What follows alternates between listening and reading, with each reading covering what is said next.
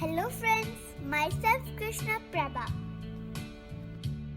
Today I am showing you a simple banana recipe.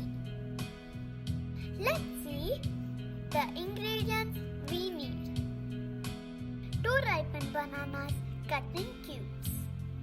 Grated coconut 2 to 3 spoons.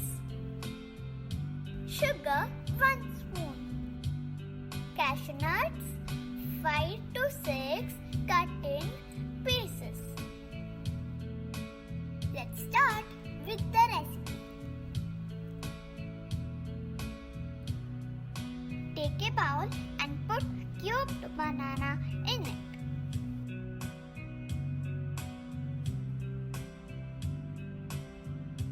Then add coconut and sugar.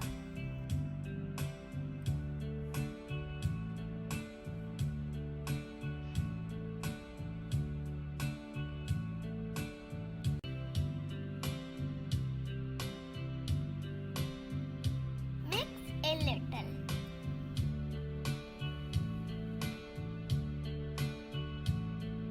At last add cashew nut pieces and mix it well.